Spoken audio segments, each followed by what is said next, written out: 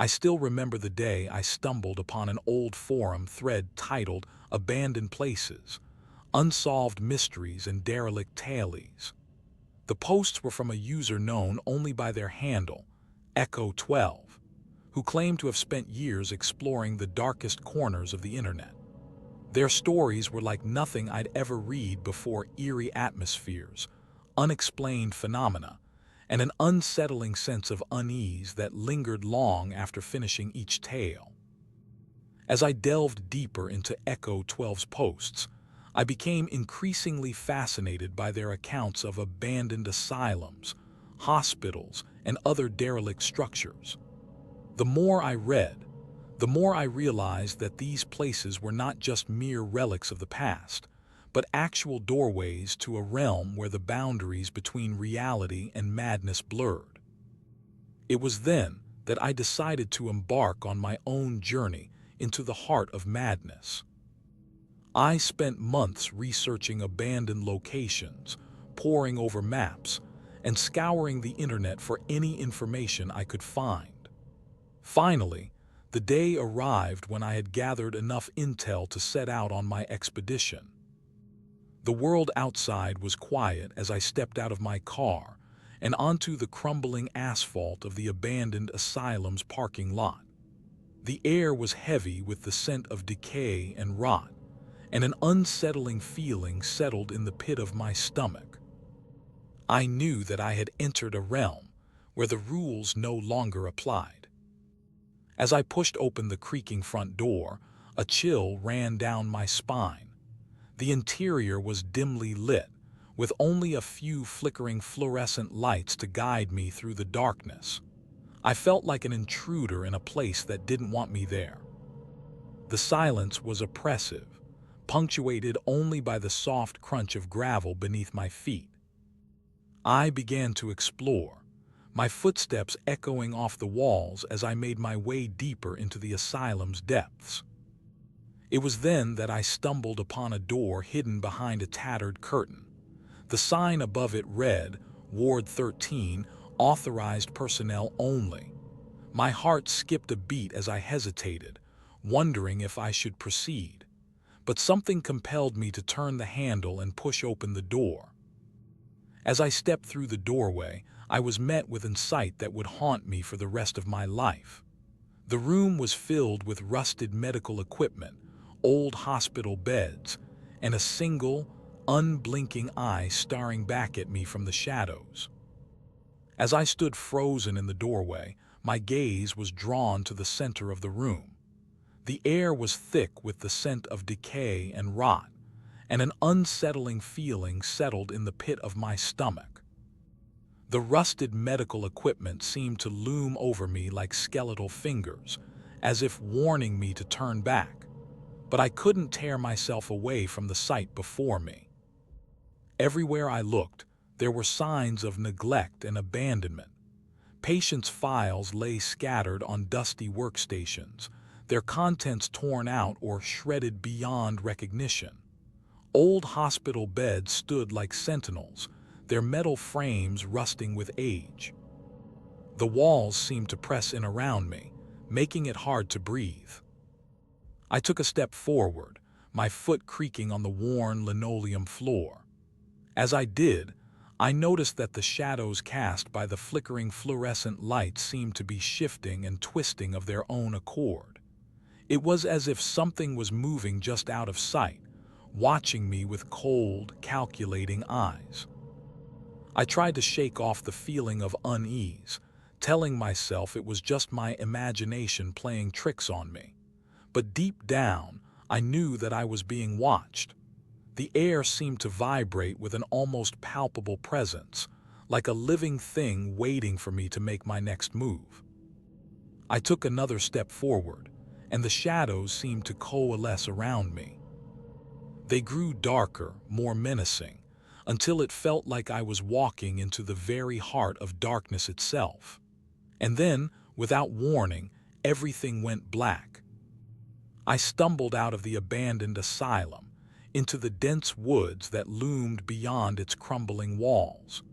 The trees seemed to close in around me, their branches tangling together like skeletal fingers. I couldn't shake the feeling that I was being watched, and the air was thick with an unsettling energy. As I walked deeper into the woods, the silence began to unnerve me. No birds sang, no leaves rustled, and no wind whispered through the trees. It was as if the very forest itself was holding its breath, waiting for something to happen. And then, without warning, I heard a faint rustling in the underbrush. At first I thought it was just an animal, but then I saw it. A figure, tall and imposing, standing just beyond the tree line.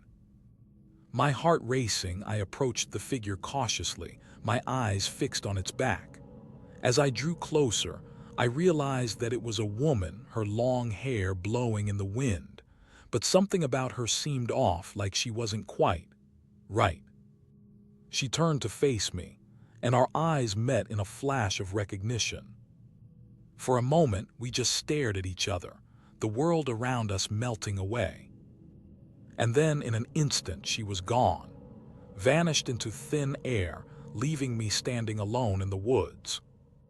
I spun around, searching for her, but there was no one there. The rustling had stopped, and the forest was silent once more. I knew that I had encountered something truly strange, something that didn't belong in this world. Shaking my head, I continued on through the woods, determined to uncover the secrets that lay hidden within their depths. As I delved deeper into the world of urban legends, I stumbled upon a particularly chilling tale. They called it the Curse of Dead Man's Hill. It was said that on a remote stretch of road, nestled in the heart of the city, there stood an old hill with a notorious reputation for being cursed. Locals avoided the place, whispering tales of strange occurrences and unexplained events. Some claimed to have seen ghostly apparitions, while others spoke of hearing eerie whispers in the wind. I couldn't resist the urge to investigate further. I decided to drive up Dead Man's Hill, determined to uncover the truth behind the legend. The hill loomed before me, its peak shrouded in mist. As I climbed higher, the air grew thick with an unsettling energy. I felt like I was being watched, and the silence seemed to press in around me. Suddenly, my car sputtered and died. I was stranded at the top of the hill, surrounded by an unearthly quiet. It was as if time itself had stopped. I tried to call for help, but my phone had no signal. Panic began to set in as I realized I was completely alone. And then I saw it, a figure standing just beyond the tree line. Its presence seemed to fill the entire hill, and I knew that I was face to face with something malevolent. The figure didn't move or speak, but its gaze pinned me to the spot. I was paralyzed with fear, unable to look away. And then everything went black. As I regained consciousness, I found myself in a dimly lit room filled with various pieces of equipment. A team of paranormal investigators surrounded me, their eyes filled with concern. "Welcome back," one of them said, helping me sit up. "My name is Alex, and this is my team." They introduced themselves as Sarah, Jake, and Emily, all seasoned investigators with years of experience in the field. I was still trying to process what had happened on Dead Man's Hill when they explained their plan. We would be investigating a nearby abandoned hospital, rumored to be one of the most haunted places in the city. The team led me to the entrance of the hospital, where we set up our equipment. As night fell, we began to sweep the building with EMF meters and infrared cameras, searching for any signs of paranormal activity. Suddenly, Emily's camera picked up a strange reading on the other side of the hospital. "Guys, come quick," she whispered, her eyes wide with excitement. We gathered around her as she reviewed the footage. It showed a figure walking down a long corridor, its presence causing the EMF meter to spike wildly. I felt a shiver run down my spine as I realized that we were not alone in the hospital. The team and I exchanged nervous glances before deciding to follow the figure.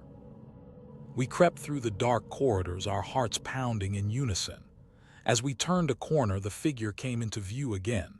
This time it was closer than ever. "What do you want us to do?" Sarah whispered, her eyes locked on the apparition. The team and I looked at each other, unsure of what to do next. Suddenly, Jake spoke up, his voice steady. "Let's try to communicate with it." We nodded in agreement, taking a deep breath as we began to speak out loud.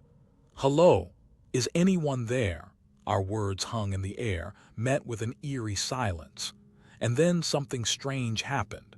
The figure began to move towards us, its presence growing stronger with each step. As we drew closer to the figure, its presence began to affect us in ways we couldn't explain. Emily started to whisper to herself, her eyes glazed over with a strange, far-off gaze. Sarah and I tried to snap her out of it, but she just shook her head, muttering something about the whispers growing louder. Jake, on the other hand, became increasingly agitated, his breathing rapid and shallow. He kept glancing at me as if trying to convey some sort of warning. And then there was Alex. He just stopped moving altogether, frozen in place like a statue. I tried to shake him out of it, but he didn't respond. "What's happening?" Sarah whispered, her voice trembling. "I don't know," I replied, my eyes scanning the area for any sign of what was causing this. The figure loomed before us, its presence filling the space. It seemed to be watching us, waiting for something. And then, in an instant, everything went black. When our vision returned, we were no longer standing in the hospital corridor. We were in a dark room surrounded by cold, gray walls. The air was thick with an otherworldly scent. "Where are we?" Emily whispered, her voice barely audible. I looked around, trying to get my bearings. There were no windows, no doors, just an endless expanse of darkness. And then I saw it, a figure standing before us. It was the same one from the hospital corridor, but this time its face was twisted into a grotesque grin. "Welcome to your new home," it whispered, its voice like a rusty gate. The team and I exchanged terrified glances. We knew we had to get out of there. But how? The doors were gone, replaced by an endless expanse of darkness. And then the whispers started, a cacophony of voices all speaking at once. "You'll never leave. You're ours now. Madness awaits." The team and I stumbled backwards, overwhelmed by the sheer terror of it all. We were trapped, and we knew it. The whispers grew louder, more intense, until it was like trying to hold back a tidal wave. The team and I stumbled around the room, desperate to escape the cacophony of voices. But every step we took seemed to lead us deeper into the heart of madness. Emily suddenly stopped, her eyes fixed on something in front of her. "What's that?" she whispered, her voice barely audible over the whispers. We gathered around her, peering at what had caught her attention. On the wall, scrawled in red letters, was a message that seemed to pulse with a malevolent life of its own. "They will never leave." Sarah's eyes widened as she realized what it meant. "This isn't just some crazy person writing this," she whispered. It's us? What do you mean?" I asked, my mind reeling with the implications. "We're not who we think we are," Sarah replied, her voice trembling. "We're not even human." Jake's eyes went wide as he stared at his own hands. "They seem to be changing. What's happening to you?" Emily cried out, horrified. "I don't know," Jake shouted back, his voice rising in panic. We watched in horror as Jake's skin began to stretch and contort, like it was being pulled from the inside out. His face elongated, his eyes turned into black holes, and his limbs twisted into impossible shapes. "No," Sarah whispered, backing away from him in terror. As we watched, the rest of us began to undergo the same transformation. Our bodies stretched and contorted, our faces elongating into grotesque grins. Our eyes turned black and our limbs twisted into impossible shapes. "Becoming something else," Emily whispered, her voice barely audible over the whispers. As we looked at each other in horror, the whispers grew louder still. We knew then that we had uncovered a terrible secret, one that would change us forever. The entity began to exert its influence, manipulating events from the shadows. It was like a dark breeze that rustled through our minds, filling us with an insatiable hunger for more. We were no longer in control, but mere puppets dancing on the end of a sinister string. Every decision we made seemed to be dictated by some unknown force, as if we were trapped in a waking nightmare from which we could not awaken.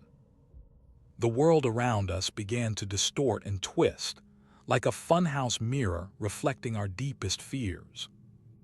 The skies turned a sickly shade of yellow, casting an eerie glow over the landscape. The air was thick with an otherworldly energy, making it hard to breathe. And then there were the visions. Visions of a dark and twisted world, where the laws of nature no longer applied. A world where the damned and the corrupt ruled supreme, and the innocent were forced to kneel before their altar of darkness. The visions were like a fever dream, but they felt all too real. We knew then that we had unleashed a horror beyond comprehension, a force that would stop at nothing to claim our souls. And yet, we couldn't look away. We were transfixed by the spectacle of our own descent into madness.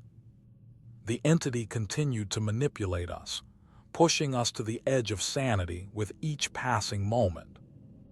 We were trapped in a never-ending cycle of terror and despair, with no escape in sight. And still, we couldn't help but feel drawn to the darkness, like moths to a flame. For in the heart of the abyss, there was a twisted sense of comfort, a feeling that we had finally found our true home. And so, we continued down the path of destruction, our hearts consumed by an unquenchable thirst for the darkness that lurked within. As the entity's influence consumed us, we found ourselves trapped in an endless labyrinth of twisted corridors and dark chambers. There was no escape, no respite from the crushing weight of our own madness. We were alone, adrift in a sea of darkness, with no hope of rescue or redemption. The walls seemed to close in around us, pressing down on our minds like a physical force. Every step we took felt like a betrayal, as if we were abandoning ourselves to the abyss. The air was thick with the stench of decay and corruption, and we could feel the weight of centuries of suffering bearing down upon us. We stumbled through the darkness, blindly searching for a way out, but every door led only to more corridors, more chambers, more despair. The entity seemed to be toying with us, playing on our fears and doubts, pushing us to the very edge of sanity. And yet we persisted. We had to know what lay beyond the walls, what horrors awaited us in the depths of the labyrinth. For even as we succumbed to madness, we knew that there was something more out there, something that we could not resist. The darkness seemed to be alive, pulsing with a malevolent energy that threatened to consume us whole. We were trapped, alone and adrift in a sea of terror, with no escape from the abyss that yawned before us like an open mouth. And then, just as we thought all was lost, we heard it, a faint whisper in our ears, a soft voice that seemed to be calling out to us from the very depths of our own madness. "You are mine now," it whispered. "Forever and ever." The words echoed through our minds like a death knell, sealing our fate forever. We were trapped, alone and adrift in a sea of darkness, with no escape from the abyss that had claimed us whole. And so we descended into the depths of madness, our minds shattered by the horrors that lurked within the labyrinth. For in the end, it was not the entity that had consumed us, but ourselves. We had given in to our own darkness, and now we were forever lost in its abyssal depths. The last thing we heard was the whispering voice, echoing through the corridors of our minds like a mantra of madness. "You are mine now," it whispered, "forever and ever." As we descended deeper into the labyrinth, the whispers grew louder, more urgent. The entity seemed to be drawing closer, its presence palpable in every twist and turn of the corridors. We stumbled through the darkness, our hearts pounding in our chests, as if we were being summoned by some unseen force. The air was thick with an otherworldly energy, making it hard to breathe. Every step felt like a betrayal, as if we were abandoning ourselves to the abyss. And then, suddenly, we saw it. A figure looming at the far end of the corridor, its presence like a cold wind on a winter's night. The entity was unlike anything we had ever seen. It was formless, amorphous, with eyes that burned like hot coals in the darkness. It didn't move, didn't speak, but it seemed to be watching us with an unblinking gaze. We felt its presence like a weight on our shoulders, crushing us beneath its malevolent will. We tried to run, but our legs were frozen in terror. The entity seemed to be drawing closer, its eyes burning brighter with every step. And then, just as we thought all was lost, it spoke. Its voice was like a cold wind on a winter's night, sending shivers down our spines. "You should not have come here," it said. "Now you will never leave." The words echoed through the corridors of our minds, sealing our fate forever. We were trapped, alone and adrift in a sea of darkness, with no escape from the entity's unyielding wrath. As we stood before the entity, our hearts heavy with despair, something inside of us snapped. We knew that we had to escape, no matter the cost. The entity's eyes seemed to gleam with amusement at our decision, but it said nothing, simply gesturing towards a door behind it. The door was old and worn, its surface etched with strange symbols that seemed to pulse with a malevolent energy. But we didn't hesitate, driven by a fierce determination to escape the abyss. We stepped forward, our hearts pounding in our chests as we pushed through the door. It was dark on the other side, the air thick with an unseen presence that made our skin crawl. But we pressed on, our senses on high alert as we navigated the twisting corridors beyond. The walls seemed to shift and writhe around us, like living things. The floor creaked beneath our feet, making it sound like we were being followed by some unseen foe. But we didn't look back, driven by a fierce determination to escape. We stumbled through the darkness, our hands outstretched in front of us like blind men feeling their way through a dark room. Every step felt like a betrayal, as if we were abandoning ourselves to the abyss once more. But then, suddenly, we saw a glimmer of light ahead. It was faint at first, but growing brighter by the second.